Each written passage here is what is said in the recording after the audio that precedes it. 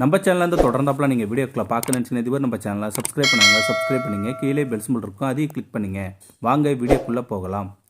ஒரு வருடம் குதிரை ஒன்று இருந்தது. எழில் என்று அதற்கு பெயரும் வைத்திருந்தார் அவர்.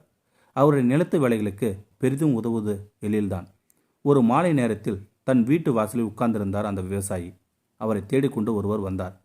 வெகு தூரத்திலிருந்து வருகிறார் என்பதை அவருடைய கலைந்த தலையும் கசங்கிய ஆடைகளுமே உணர்த்தின.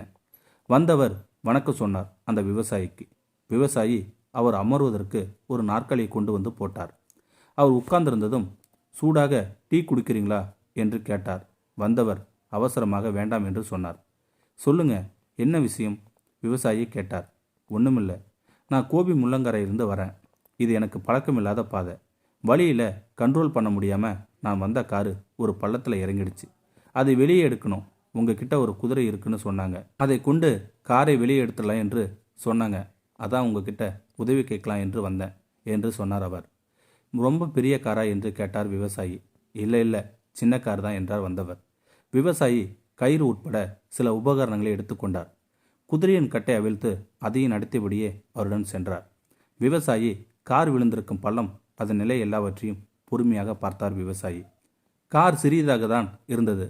ஆனால் காரை வெளியே எடுக்கும் முயற்சியில் ஒருவேளை அவருடைய குதிரைக்கு காயம் ஏற்படலாம் என்று அவருக்கு தோன்றியது. விவசாயி ஒரு கயிறை எடுத்து காரில் கட்டி குதிரையோடு இழுப்பதற்கு தோதாக பிணைத்தார். கொஞ்ச நேரம் எதுவும் செய்யாமல் அப்படியே நின்று கொண்டிருந்தார். பிறகு, எங்கடா பழனி, இழு பார்ப்போம் என்று சத்தமாக குரல் கொடுத்தார் அந்த விவசாயி. குதிரை அசையாமல் அப்படியே நின்று இருந்தது. என்னடா கந்தா, இல்லடா ராஜா, இன்னும் சத்தமாக சொன்னார் விவசாயி. குதிரை துளி கூட நகரவே இல்லை. டேய் முருகா, வேகமாக இழு, மறுபடியும் உரத்த குரலில் சொன்னார் அந்த விவசாயி. மீண்டும் குதிரை ஒரு இன்ச்சு கூட நகரவே இல்லை. என் செல்லம், என் தங்கம், எழிலே, நீயும் சேர்ந்து இழடா என்றார். அவ்வளவுதான். குதிரை கயிற்றை இழுக்க ஆரம்பித்தது. அடுத்த 5 நிமிடமே கார் பள்ளத்திலிருந்து மேலே ஏறிவிட்டது. வெளியூர்காரரு விவசாயிக்கு நன்றி சொன்னார். ஐயா, நீங்கள் ஏன் உங்கள் குதிரைக்கு விதவிதமான பேரில் கூப்பிட்டீங்க? அதான் எனக்கு ஒன்றும் புரியலை என்று சொன்னார். ஐயா, என் எழிலுக்கு 2 கண்ணுமே தெரியாது. தான் மட்டும்தான் இந்த கஷ்டமான வேலையை செய்ய போகிறோம்னு அது நினச்சிடக்கூடாது இல்லையா? அதான் அது கூட இன்னும் 3 குதிரை இருக்கிற மாதிரி நம்ப வச்சேன். அதுக்கு நம்பிக்கை வந்துடுச்சு. சரசரவனு காரை வெளியே இழுத்துடுச்சு. அன்பான வார்த்தைகள் சொல்வதற்கு நாம் காசு பணம் எதுவும் செலவழிக்க வேண்டியதில்லை. ஆனால் அவை சம்பாதித்து கொடுப்பவையே மிக ஏராளம்.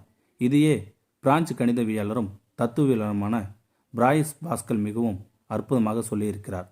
வார்த்தைகள் மகிமையே அபாரமானது. அதனால்தான் நல்ல நல்ல சொற்கள் பேச வாய்ப்பு இருக்கும்போது கடுஞ்சொற்களை ஏன் நாம் பேச வேண்டும் என்பதையே கனியிருப்ப காய் கவர்ந்துட்டு என்கிறார் வள்ளுவர். இந்த வீடியோ உங்களுக்கு பிடிச்சிருந்தா கமெண்ட் பாக்ஸில் கமெண்ட் பண்ணுங்கள். கூட உங்கள் ஃப்ரெண்ட்ஸுக்கு ஷேர் பண்ணுங்கள்.